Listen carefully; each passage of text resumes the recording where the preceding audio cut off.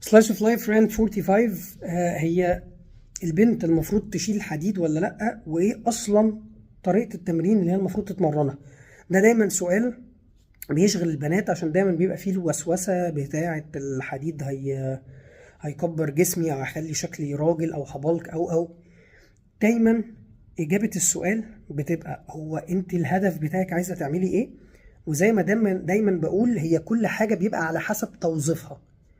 يعني لو هتروح مثلا تلعب كروسفيت بعيدا عن الجيم، انت ممكن تلعب كروسفيت وتبلك، ممكن تلعب كروسفيت وتعمل تونينج، بس ممكن تلعب كروسفيت وتخس.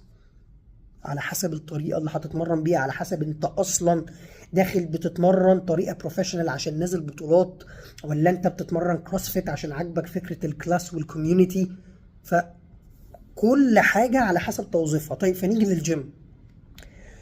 لو انت هدفك ان انت عايزة تتخني، او ان انت عايزه تبني بيور ماسل ماس، فطريقه التمرين مثلا لو هنقول ان انت هتتمرني كل عضله 3 مرات في الاسبوع، ان مثلا التشست هتمرن 3 مرات في الاسبوع، وكل مره هلعب 4 تمارين، وكل تمرينه هلعب 3 سيتس، وكل ست هتبقى 6 عدات، بس هشيل اتقل حاجه بعدات خفيفه، فطبيعي هتبلك.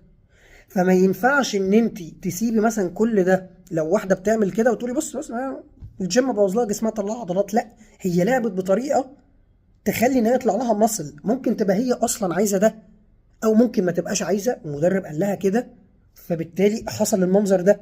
هل ده عيب في الجيم؟ لا. هل دي مشكله الاوزان، ان هي ما هي القاعده ان الاوزان هتطلع عضل؟ لا، هي الطريقه اللي اتمرنت بيها. في حين تعالي ناخد بقى نموذج تاني. لو انت قلت انا هنزل 3 مرات بس في الاسبوع، هتمرن جسمي كله كل مره، كل عضله هي تمرينه واحده، 3 سيتس في 12 عده، هشيل اوزان من خفيفه لمتوسطه، قبلها هعمل كارديو عادي، بعدها هعمل هاي انتنسيتي تريننج كارديو من 5 ل 10 دقائق، حركات اكسبلوسيف وبيربيس وجامبنج جاكس.